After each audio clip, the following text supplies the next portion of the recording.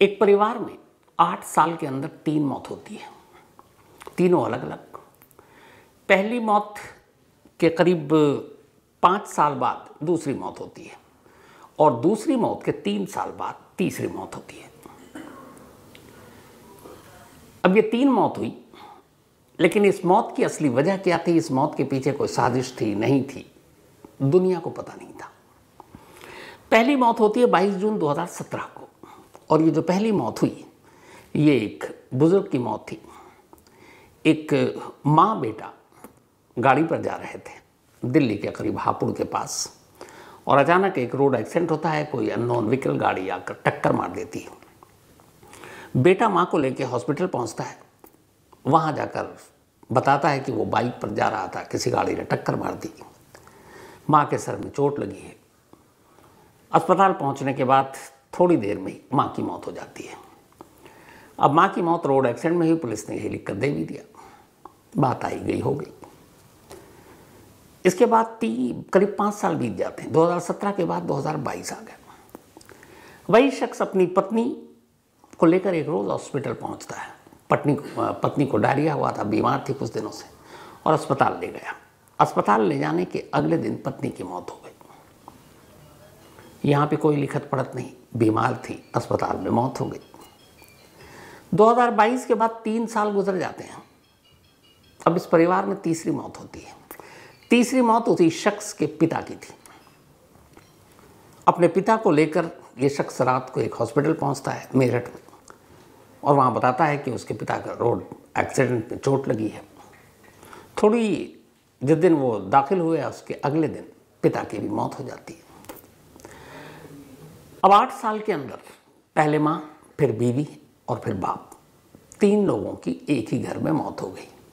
और इत्तेफाक की बात है कि इन 3 में से 2 हादसों में, रोड एक्सीडेंट में, सिर्फ बेटा बचा और बीमारी में उसकी पत्नी चल बसी। सब कुछ ठीक था। इस दौरान 2 चीज़ें बदली। पहली ये कि इन 8 सालों के दौरान इस बेटे ने अपने पिता के करीब 60 के आसपास इंश्योरेंस कराए। उससे पहले माँ के कराए, उससे पहले बीवी के कराए। 4 गाड़ियाँ महंगी महंगी खरीदी लोन पर, और वो सारे लोन उसके पिता के नाम पर थे। अब पिता चल बसे तो लोन भी माफ़, सब कुछ ठीक था। अब एक रोज़ इंश्योरेंस कंपनी में, अलग अलग इंश्योरेंस कंपनियाँ, ये जो बीमा थे 60, जाहिर सी बात है करीब आधे दर्जन अलग अलग कंपनियों जो लाइफ इंश्योरेंस करती हैं उन कंपनियों में थे। एक फ़ाइल पहुंचती है अभी सितंबर के महीने में। अब जब फाइल पहुंची तो अलग अलग बीमा कंपनियों ने जब फाइलों को देखा तो उनका दिमाग घूम गया। एक शख्स जिसकी मौत रोड एक्सीडेंट में 1 अप्रैल को हुई थी, कुल 39 करोड़ रुपए का इंश्योरेंस या बीमा उसके नाम पर था। Death certificate, cause of death, सब कुछ बीमा कंपनी के सामने। अब बीमा कंपनी वालों का देख के दिमाग घुमा कि 39 करोड़ रुपए। अब ऐसी कोई रिपोर्ट FIR तो है नहीं, तो पैसे भी देने। अब बीमा कंपनी ने आपस में एक दूसरे के जब उन्होंने देखा तो पता चला कुछ और कंपनियों में भी बीमा है उसी शख्स के नाम पर।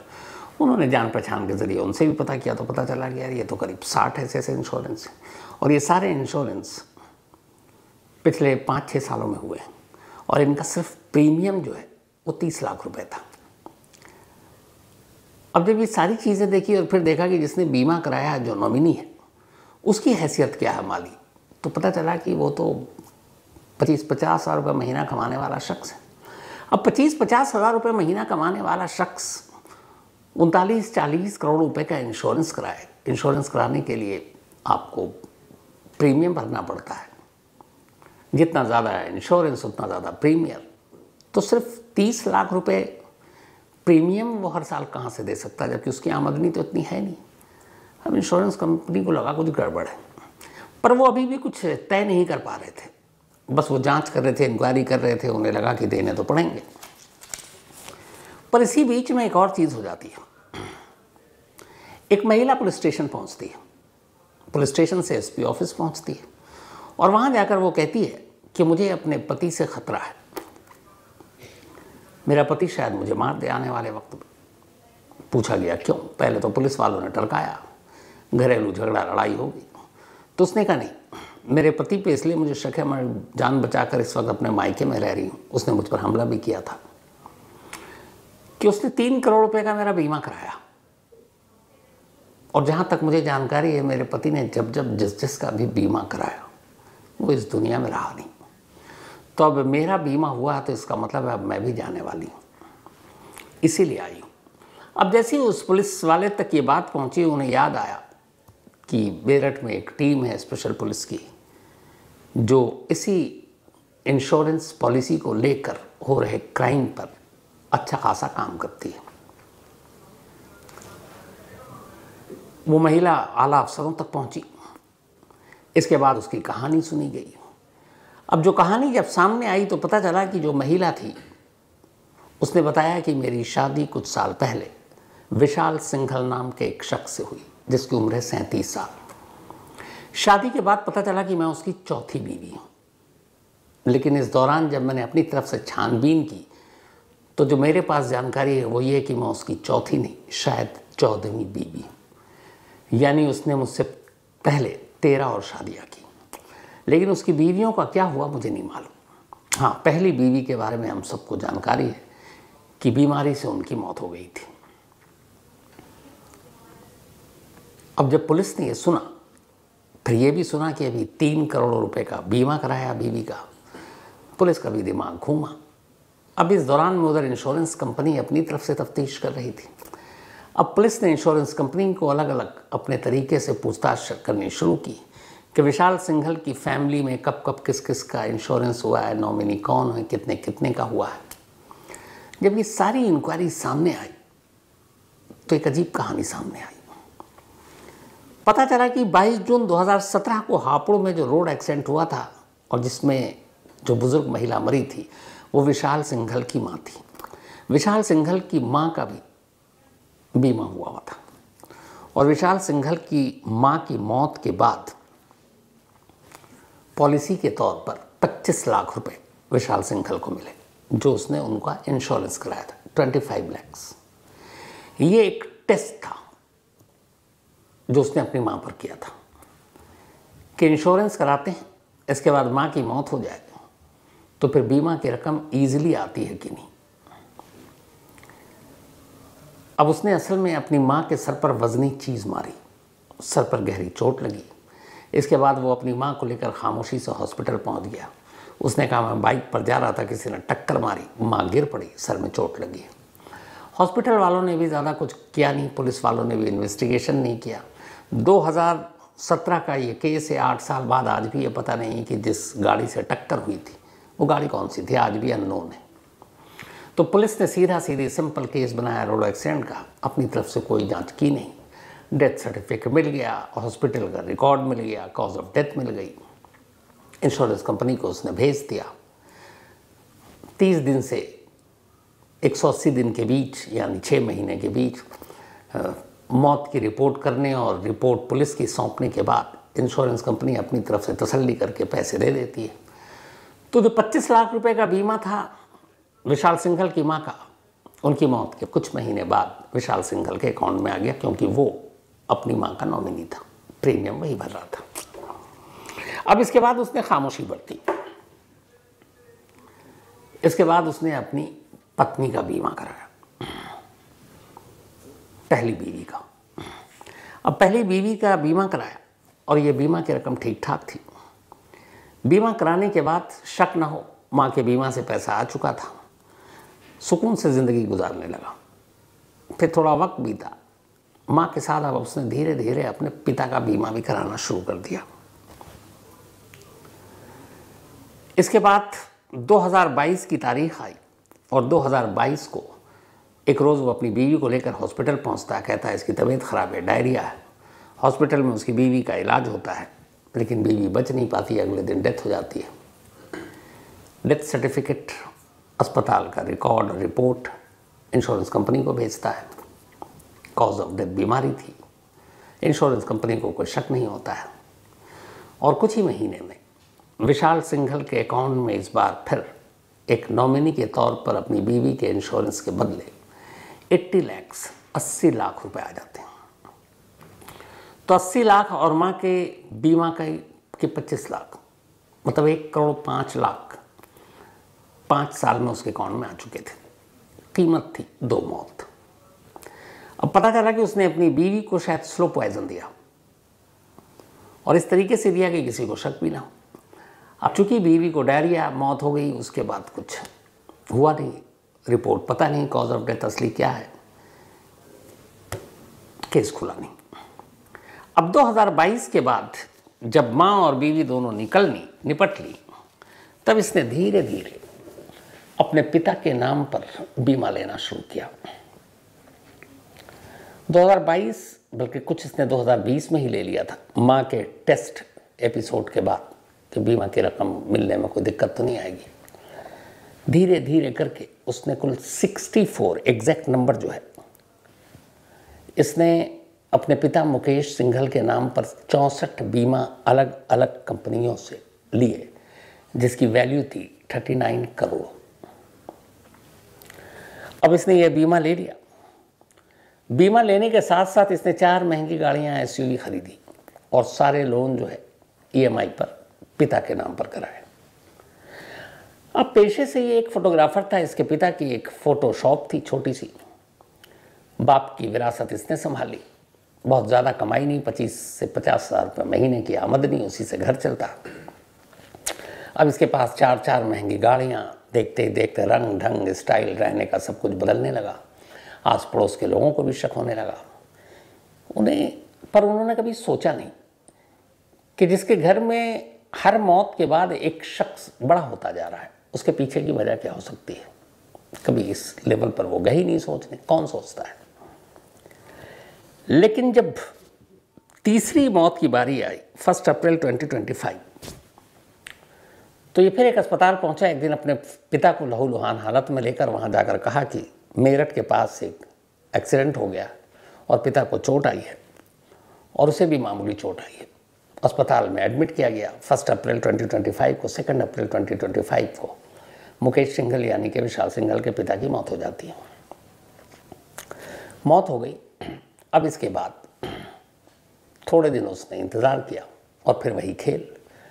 इंश्योरेंस कंपनियों को अपने पिता की अब डेथ सर्टिफिकेट, अस्पताल के रिकॉर्ड, रिपोर्ट्स इसने भेजे ताकि वो इंश्योरेंस के पैसे क्लेम कर सके। इनमें से जो 64 इसने लिए थे, 2 के इसके पास पैसे भी आ गए। 2 कंपनियों ने पैसे दे भी दिए। फटाफट इंक्वायरी हो गई, काम हो गया, तो उसके 2 पॉलिसी के पैसे आ गए। बाकी 62 पॉलिसी के भी पैसे आने बाकी थे और वो थे 39 करोड़। जब ये फाइलें पहुंची अलग अलग इंश्योरेंस कंपनी के पास, तब उनका दिमाग घूमा। फिर उन्होंने जब डेटा चेक किया तो पता चला कि इस बंदे ने तो पहले भी करा रखी है, एक अपनी माँ की, एक बीवी की, और वो सब क्लेम ले चुका है, दोनों की मौत हो चुकी है और अब बाप की ले रहा है। उन्हें कुछ समझ में नहीं आया, पर वो इंक्वायरी कर रहा है। इधर तब तक चौथी बीवी पुलिस में पहुंच गई। अब जब ये मेन पुलिस तक केस पहुंचा तो फिर पुलिस ने इंश्योरेंस कंपनी को, लोगों को बुलाया। जब बुलाया तो उन्होंने कहा कि हम खुद ही इस मामले में परेशान हैं, क्योंकि एक तो इतने सारे इंश्योरेंस हैं, एक ही शख्स ने कराए हैं, एक ही शख्स के नाम पर, और उसकी माली हालत ऐसी नहीं है। हमें इसीलिए शक हुआ कि आमतौर पर जो बड़ी पॉलिसी लोग लेते हैं वो अपनी माली हैसियत के हिसाब से लेते हैं कि प्रीमियम भर सकें, और एक लंबे वक्त तक भरना पड़ता है। लेकिन इस शख्स की कोई फाइनेंशियली अच्छी पोजीशन भी नहीं है, लेकिन पॉलिसी बड़ी बड़ी है, और 39 करोड़ की पॉलिसी बहुत बड़ी होती है। तो हमें इसका पूरा जब हमने बायोडाटा देखा तो उस पर शक हुआ। और 2 इसने पहली पॉलिसी जो क्लेम किया, 2 मौत हुई तो और भी हुआ। अब पुलिस ने कहा कि ठीक है, अब छानबीन करते हैं। अब पुलिस ने जब छानबीन की तो पता चला कि हाल के वक्त में 4 गाड़ियाँ, Toyota Legender, Nissan Magnite, Brezza, Royal Enfield और एक, ये सब लोन पर ले रखा और अपने पिता के नाम पर। अब उसकी स्टेटमेंट देखेगा, उसकी कमाई, तो पता चला ये तो है नहीं। फिर पुलिस ने विशाल सिंघल की कुंडली खंगालनी शुरू की और आखिरकार अभी विशाल सिंघल को अरेस्ट किया। अरेस्ट करने के बाद उससे पूछताछ हुई। जब पूछताछ हुई तो उसने एक साथ 3 कत्ल की बात कबूल की। ये कैसी औलाद है जिसने सिर्फ लालच में, जिन्होंने पैदा किया अपने माँ बाप दोनों को मारा, अपनी बीवी को मारा, और इसकी बाकी की पहली बीवी और चौथी बीवी के तो किस्सा आपको सुनाए, जो दूसरी और तीसरी हैं रिकॉर्ड पर, वो कहाँ है कुछ पता नहीं। अब ये भी है कि वो इस दुनिया में है भी कि नहीं, क्योंकि जो शख्स पहली बीवी का बीमा करा सकता है, 80 लाख रुपए वसूल सकता है, जिसके मुंह खून लग चुका है, जो पहला ही बीमा के नाम पर अपनी माँ को मारा हो, वो दूसरी और तीसरी पत्नी को कहाँ बख्शने वाला। पुलिस अब उससे दूसरी और तीसरी पत्नी के राज को उगलवाने की कोशिश कर रही है और चौथी की मौत की तैयारी थी। पिता के बाद इस घर में जो चौथी मौत होने जा रही थी रिकॉर्ड पर तो बाकी अभी पता नहीं दूसरी तीसरी का, वो इस चौथी पत्नी का था। लेकिन चौथी बीवी थोड़ा सा किस्मत ने साथ दिया।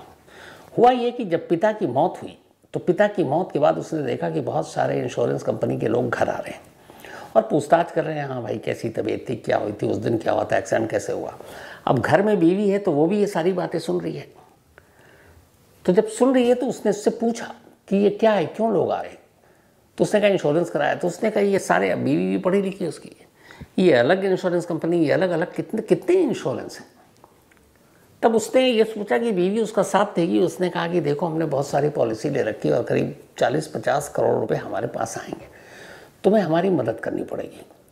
जो भी इंश्योरेंस कंपनी वाला आए, जो भी मैं कहूँ वही बोलना, तो जल्दी सारे पैसे क्लियर हो जाएंगे और वरना तुम्हारा अंजाम ठीक नहीं होगा।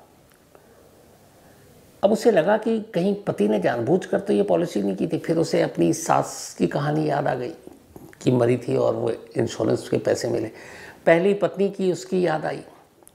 फिर उसके पसीने तब छूटे जब अचानक खुद पति ने उसको बताया कि तुम्हारा फ्यूचर और ये सारी चीज़ें मैं सोचता हूँ मेरे बाद क्या होगा, तो मैंने तुम्हारे भी 3 करोड़ का बीमा करा दिया। अब जब घर में ससुर के बीमा की इंक्वायरी के लिए इंश्योरेंस कंपनी वाले आ रहे हैं तो अचानक चौथी पत्नी के दिमाग में उसके 3 करोड़ का बीमा घूमने लगा और फिर उसे लगा कि कुछ तो गड़बड़ है, क्योंकि इससे पहले इस घर में जिसका भी बीमा हुआ वो दुनिया से ही निकल लिया। वो घबरा गई। उसने कहा मैं तुम्हारा साथ दूंगी नहीं। दोनों में झगड़ा हुआ। इत्तेफाक से उसने अपने घर वालों को फ़ोन किया, पिता और भाई आए और उसको लेकर चले गए और उसकी इस तरह से जान बच गई। फिर वो पुलिस के पास पहुंची। अब जब ये सारी कहानी सामने आई तब उसने उससे पूछा तो उसने कहा कि मैंने अपनी माँ के सर पर वजनी चीज़ मारा, उससे उसको कत्ल किया, पिता को मुंह दबाकर मारा और मारने के बाद मैं हॉस्पिटल ले गया था और फिर उनके सर पर भी वार किया। लेकिन यहाँ गड़बड़ ये हुई कि जब पिता की मौत चूँकि हाल में लाश थी अप्रैल में, तो पुलिस ने फिर फाइलें निकाली तो पता चला कि जो इसने रिपोर्ट लिखा है अस्पताल पहुँचने के बाद MLC, उसमें ये लिखा था कि रात को ये जा रहा था और किसी गाड़ी ने टक्कर मार दी और उस एक्सीडेंट में पिता की मौत हो गई। जब पोस्टमार्टम रिपोर्ट आई तो पता चला कि मौत तो कई घंटे पहले हुई है और फिर जब इंक्वायरी हुई तो पता चला कि एक्सीडेंट रात को हुआ ही नहीं था, वो तो दिन में हुआ था। मतलब एक्सीडेंट के करीब 10 घंटे बाद ये हॉस्पिटल लेकर जा रहा, तो ऐसा कैसे मुमकिन है। वहीं से पुलिस का दिमाग घूमा। हालांकि यहाँ पे पुलिस की कमियां भी सामने आई। इससे पहले जो 2 मौतें हुई थी, माँ की और उसकी बीवी की, उस पर पुलिस ने कोई इंक्वायरी ही नहीं की कभी। जो जैसा उसने बयान दिया वैसे ही रिपोर्ट बना दी। अस्पताल वालों की भी मिली भगत, डॉक्टरों को उसने जो पैसे दिए उन्होंने कर दिए और इस तरीके से इंश्योरेंस कंपनी से क्लेम ले लिया।